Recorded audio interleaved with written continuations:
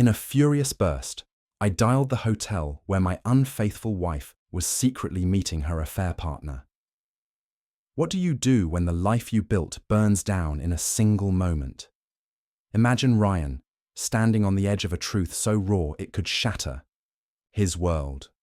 His wife, Sarah, laughs across town, wrapped in the arms of Brian, a man whose smug confidence hides a secret poised to unravel everything. Why does Sarah's smile feel like a lie? What's the weight in Ryan's chest, urging him to dial that fateful number? The quiet hum of a family home fades as betrayal's shadow looms large. Nobody sees the chaos about to erupt. Is Ryan losing his grip, or is he clutching a revelation too volatile to hold back? Every dodged glance, every vague excuse from Sarah now screams of deception, pushing him toward a confrontation that could redefine his future. Will he expose the affair in a blaze of fury, or drown in the wreckage of trust? This isn't just a story. It's a pulse-pounding dive into loyalty's breaking point, where love battles rage and truth strikes like lightning. The stage is set, the call is made. Can Ryan reclaim his strength, or will Sarah's secrets bury him alive? You're not a real man, abandoning mum on the streets over her minor cheating slip from 20 years ago. Pathetic.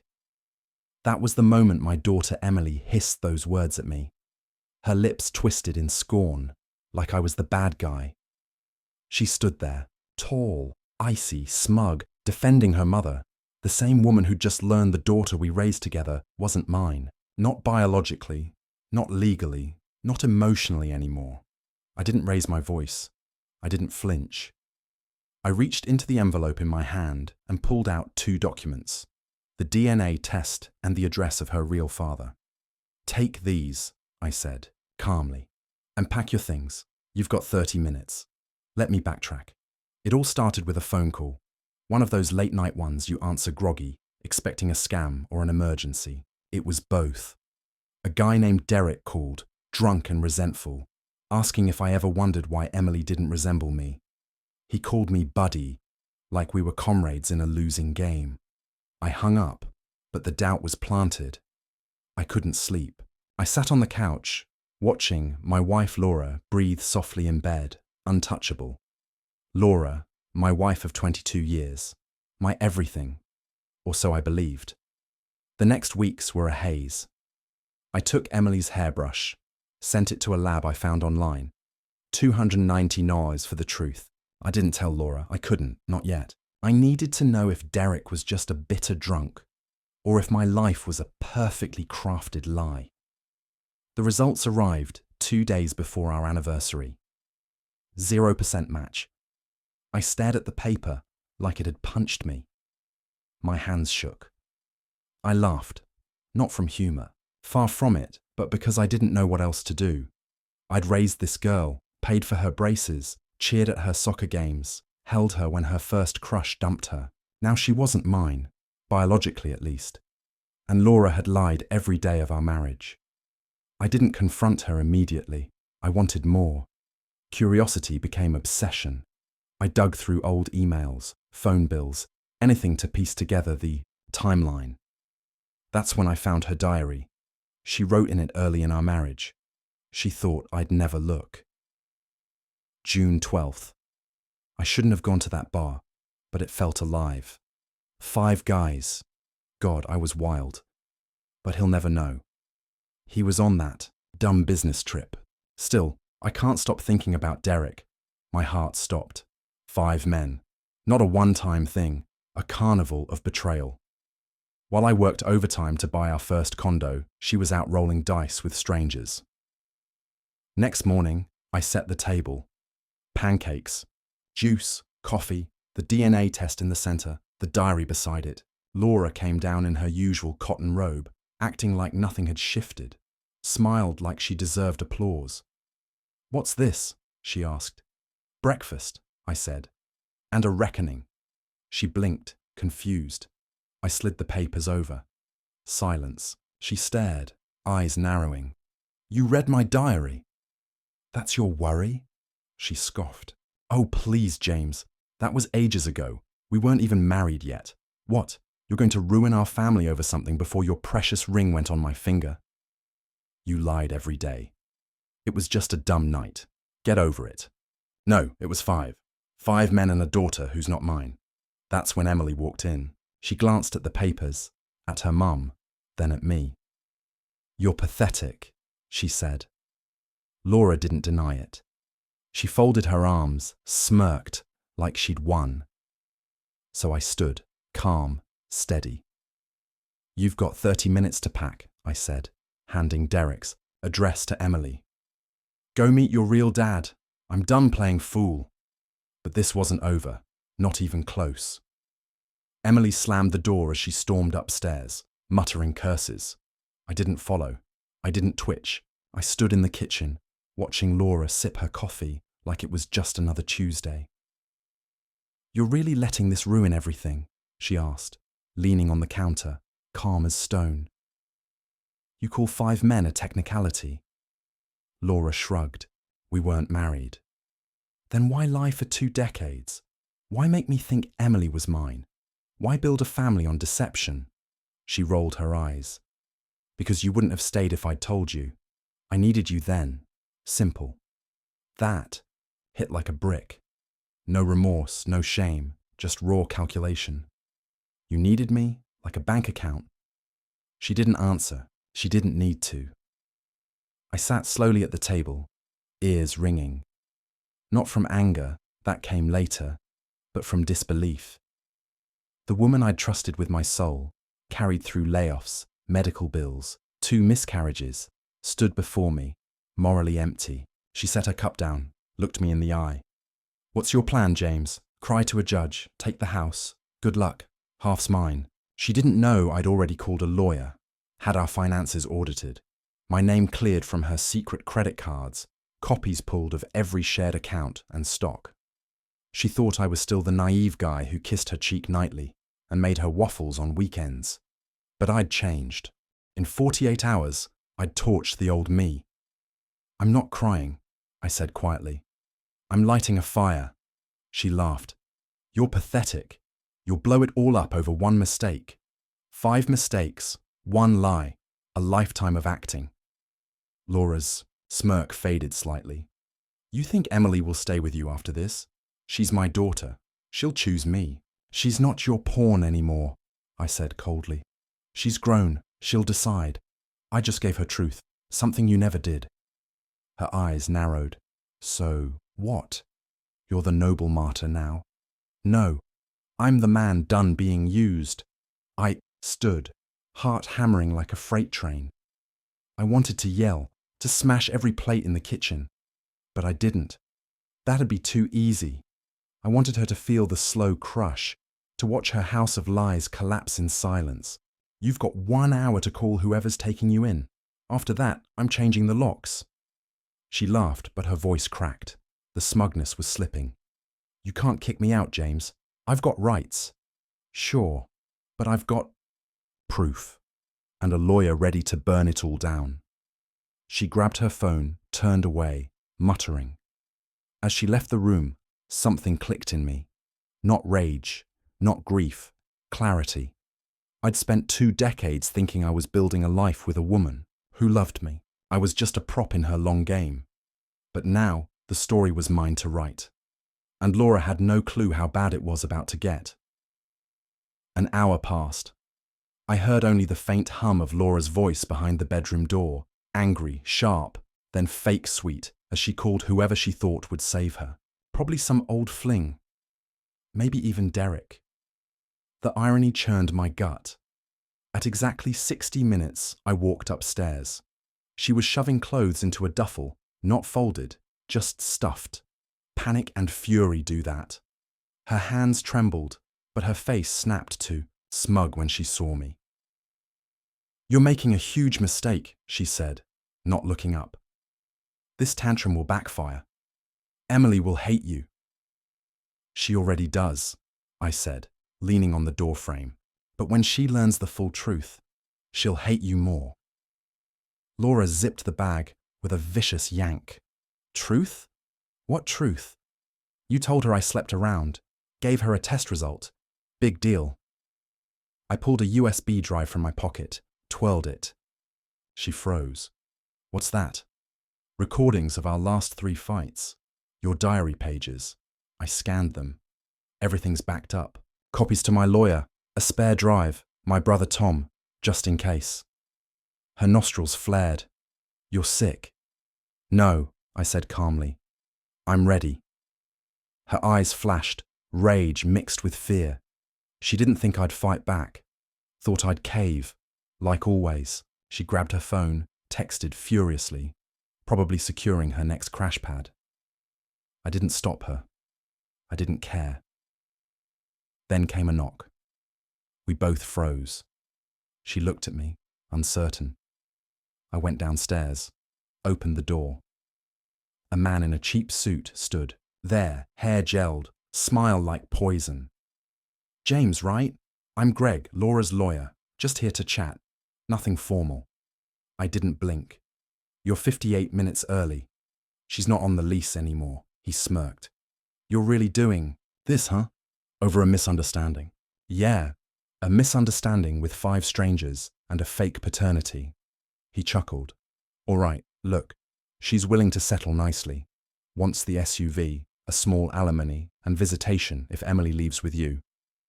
I stared. She gets nothing. His brows lifted. That's not how divorce works, man. I handed him a folder. Inside were bank statements, photos of Laura with Derek in Atlantic City, dated 5 years ago, not 20, and a copy of her diary, where she bragged about keeping James clueless and weak. Greg read in silence, then closed it slowly. Okay, he said, sobered. Let me talk to her. I shut the door. Upstairs, Laura must have seen his face through the window, because when I returned, she was pale. I told you, I said quietly. I'm not your husband anymore. I'm the guy cleaning your mess. She opened her mouth, closed it, opened it again. Then the mask broke. You were never enough, she spat, voice cold. Too soft, too clingy. I married you because I was pregnant and scared, not because I loved you. I smiled. Thanks for the honesty. She shoved past, duffel in hand, and stomped downstairs. At the door, she turned back. This isn't over. I nodded. No, it's just beginning. Then she was gone. I stood in the hall, silence, louder than her steps. For the first time in years, I felt something new. Not heartbreak, not betrayal, freedom. I didn't sleep that night. Not from regret or longing. Those died when she said I wasn't enough. That was the shot to the heart I didn't know I needed. I sat in Emily's room, where I used to read her bedtime stories. Her fairy light still glowed on the walls, same as when she was 7. Yet everything was different. Every photo on her desk, every memory in this house felt stolen. I kept seeing her glare, that pure contempt, like I'd betrayed the family, like I was the villain. I tried calling her, voicemail. No reply to my texts. By noon the next day, I got her message. 4 words. Don't contact me again. Just like that, my daughter, not by blood, but mine in every way that counted, chose her mother over truth, over the man who raised her, paid her tuition, sat by her hospital bed through fevers. I stared at the text. It cut deeper than anything, Laura said. I went to the basement, grabbed a bottle of bourbon I hadn't touched in years, cracked it open, took 2 swigs, let it burn. Then my brother Tom called. You holding up? No, I said. She's gone. Emily too. He paused. I know you don't want to hear this, but stay sharp. Laura's not one to vanish quietly. I've got the proof. All of it. Yeah. And she's got a mind full of poison. She'll twist this however she wants. He wasn't wrong. Laura could spin a tale to make a priest doubt heaven. But I wasn't scared. I was done being the pushover, the nice guy flattened by lies. That evening, another knock. I opened the door to a woman I hadn't seen in a decade. Sarah, an old friend of Laura's who vanished from our lives after a trip to New Orleans years back. She looked nervous. Can I come in? We need to talk. We sat at the dining table. She glanced around, like Laura might leap from a shadow. I heard what happened, she said. I need to tell you something. I waited. Remember that New Orleans trip Laura took with friends? I nodded. She lied. It wasn't a girls' trip. She met Derek again, plus 2 other guys. They had a thing. I didn't want in. I left after one night. My jaw tightened. And you're telling me now why? Because I didn't know she was still lying. I thought you knew. But when I heard she got kicked out and Emily left, I figured you needed an ally. I leaned back. Did she ever talk about me back then? Sarah hesitated, then nodded. She called you dull, said being with you was like sleepwalking. Raising a kid with a guy like James is stable, not thrilling. I closed my eyes. Let it sink. Let it sting. Then I looked at her. Thanks for coming. Sarah stood. I'm sorry, James, really. She left, and another piece of Laura's lie crumbled. The woman I gave my all to thought I was boring. Safe. A stand-in. That night I decided I wouldn't just survive this. I'd burn her legacy down. Legally, socially, emotionally. She struck the match. I'd hand her the fuel.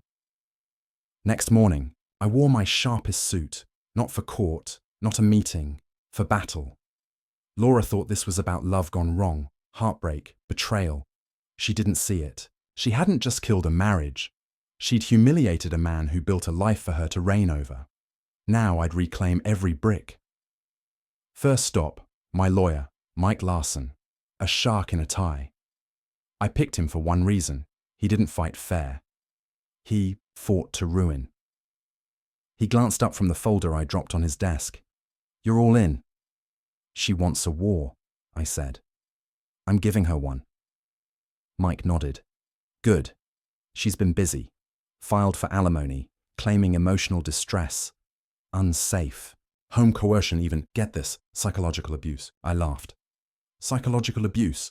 From me? She's gaming the system, knows the ropes, but she didn't expect this. He opened the folder. Photos from Atlantic City, texts, her diary, bank records showing her funneling our money to Derek and others. She's done, he said, grinning. Give me 2 weeks, she'll beg for a deal with nothing but her duffel and a cheap toothbrush. Not enough, I said. Mike raised an eyebrow. Beyond divorce. I want it, all. Her reputation, her friends, her job, her mommy blogger act. If she built a name on lies, I'll rip it off like Velcro. He leaned back. That's PR, social play, maybe a PI. Do it. And it was on. By noon, I'd locked her out of every joint account, cancelled her cards for boutique sprees, told my accountant to freeze assets until the split. I didn't care if it messed me up. I wanted her to feel it every second. That evening, I drove to the community centre where she volunteered weekly, playing the devoted mom, loyal wife, town saint. I walked in, handed the manager a sealed envelope. Inside, I said, you'll find proof your volunteer siphoned donation funds, receipts of purchases with charity money, and a signed note from an ex-friend who saw it. The manager opened it, went pale. Who are you? Her husband, soon ex. He didn't ask more. Laura's reputation tanked before dusk. She called that night. I let it ring 10 times before picking up. What did you do? She screamed. I got fired from the centre. My cards are dead. My lawyer says you're making this public. You made it public when you lied to me daily for 22 years, I said coldly. This isn't revenge. It's a fix. You're ruining my life. No, I'm showing you what mine became when I learned Emily wasn't mine. She paused, breathing fast, shaky, small. Then her voice dropped. James, we can fix this. You and me, we've survived worse. Don't throw it away, I laughed. Oh, Laura, you threw it away the second you climbed into that motel bed in Atlantic City. Or maybe before, when you wrote how you loathed waking up beside me. Silence. You think you're tough, I said. You haven't seen tough yet. I hung up. I didn't want justice. I wanted ruin. And I was just warming up.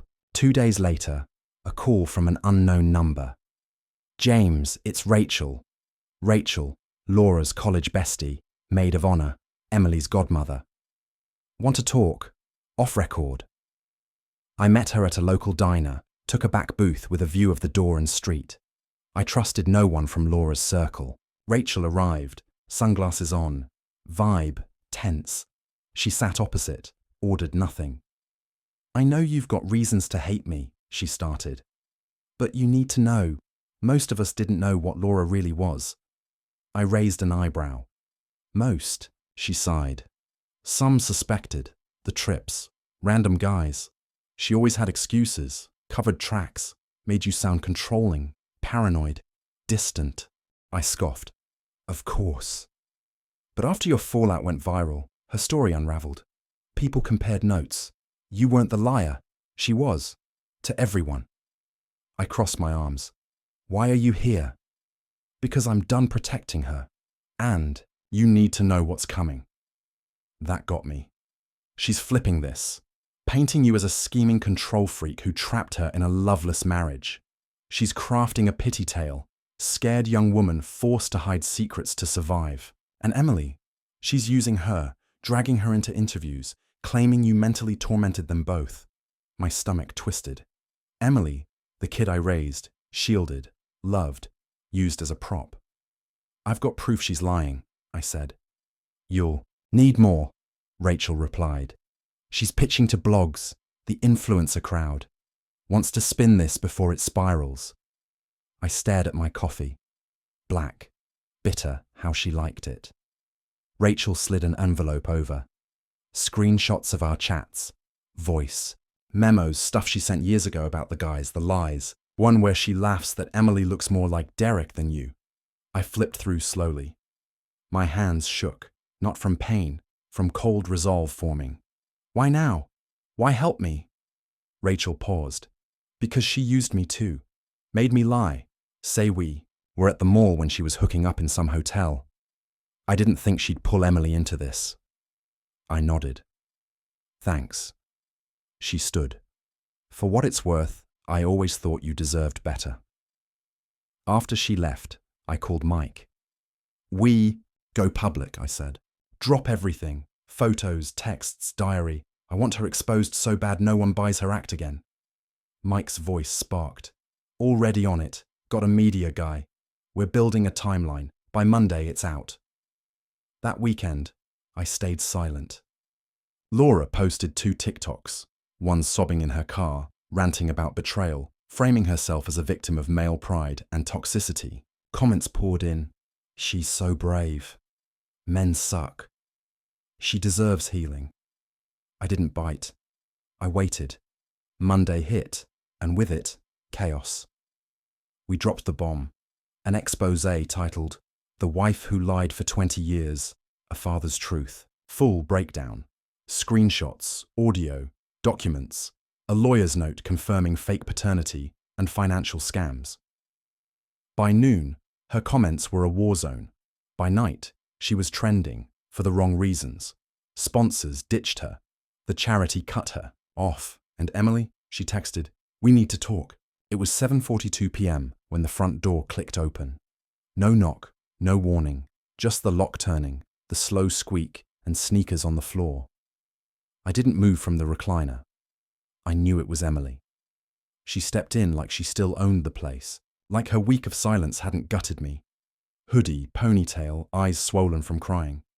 We stared too long. She spoke first. Is it all true? I didn't answer. I slid the folder on the coffee table toward her, the one Mike used to torch Laura's lies.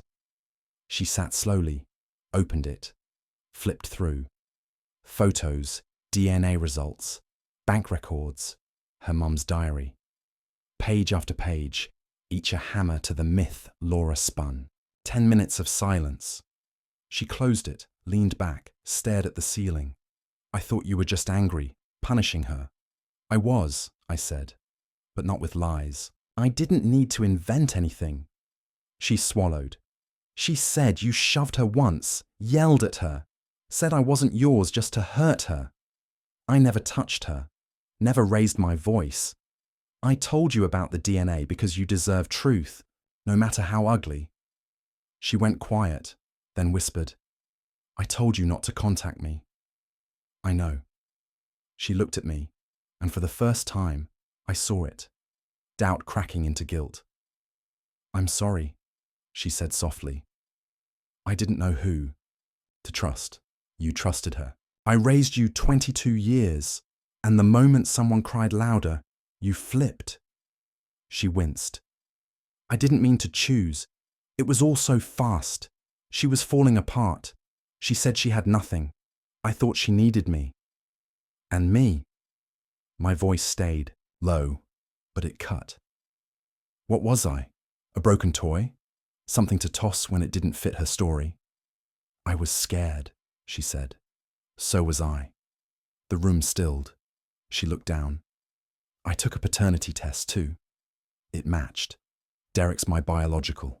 Dad! My gut twisted, but I nodded. I knew. Still, hearing it made it real. So what now? I don't know, she whispered. I want to hate her, but she's still my mum. I don't know what that makes me. You're still Emily, the kid I taught to rollerblade, who needed her star projector to sleep. But I'm not your dad anymore, not on paper. Tears brimmed. Do you still love me? I didn't waver. I don't know. I want to, but I don't know who you are now. She cried. I let her. No hugs, no comfort, not yet. That trust wasn't earned. She stood after a bit. I'll go. At the door she turned. She's not okay. She's breaking down. No friends, no job, no plan. She says you took everything. I met her eyes. She took everything from me. I just took it back. She opened the door. If she does something desperate, it's on you. I raised my brows. No, Emily. If she does, it's on her. You both never got that. Actions have costs. The door closed. For the first time since Laura left, I felt peace. But it didn't last. An hour later, cops showed up. Red and blue lights flashed through the blinds like a grim party. I opened the door to two officers, stern, silent, not here for pleasantries. James Carter, the taller one asked. Yes. We need you to come with us. There's an accusation of domestic violence and threats against your ex-wife. Just a few questions. I froze. It was a trap. Laura's last card, filthy, desperate, meant to bury me. I didn't fight, didn't argue, didn't shout. I nodded, grabbed my jacket, and went. My lawyer's card was already in my wallet, waiting for this. In the cold, sterile interrogation room, one thought looped. She'd rather destroy me than admit defeat. The officer read Laura's statement. She claimed I'd shown up at her motel 2 nights ago, slammed her against a door, screamed she ruined my life, threatened to end her if she didn't vanish. Pure fiction. I hadn't seen her since she left with that duffel. She knew it. But she also knew perception often trumps truth, at first. Alibi for that night? The officer asked. I smiled thinly. Yeah, home alone, watching emails roll in as my exposé burned her reputation. Check my lawyer's timestamps. I was online, not attacking anyone. He scribbled. Your daughter said you seemed unstable when she visited yesterday. I narrowed my eyes. That unstable guy gave her the folder of proof she used to face her lying mom. I didn't yell. Didn't touch her. Ask her. The officer stared, then nodded. An hour later, they let me go. No charges, just a pending inquiry. I stepped into the chilly night, phone buzzing. It was Mike. She filed it, huh? Yeah, she's sinking. When people sink, they grab anything, even if it drags others down. I want a restraining order, I said. No contact, period. If she glances my way, I want her in contempt. Filing tomorrow. I hung up, got in my car, sat watching people pass, wondering how many lived lies like I had, smiling through decay. Home hit harder than usual. No laughter, no smell of dinner. No Emily. No marriage. Just me. Alone. But not shattered. I went to the bedroom, opened the drawer where I kept Laura's old love notes, dumped them in the fireplace, struck a match, watched them burn to ash. Days passed. Laura's accusation fizzled. No bruises, no witness, no proof. The cops dropped it quietly, but her name was already toxic. Sponsors gone, accounts banned, friends vanished like mist. Emily texted again. One word. Sorry. I didn't answer. She chose. Now she'd live with it. A month later, I signed the divorce papers. No alimony, no house, no cars. Laura left with what she brought to the marriage. Nothing. In court, I looked at her one last time. Her face was gaunt. No makeup, no smugness, just regret twisted with hate. As we walked out, she stopped me. Think, you won? She whispered. I met her eyes. No, I said. I didn't win. I survived. And you destroyed everything you touched. She opened her mouth, but I was already gone. Conclusion. What did I learn? Love built on lies always crumbles. Blind trust can kill, and those closest to you can be the deadliest. To anyone reading this, one piece of advice. Don't ignore red flags just because you love the shade. One day, you might wake up beside someone not just lying to you, they're crafting your cage. When betrayal rips through the heart, it leaves scars that teach us how to rise.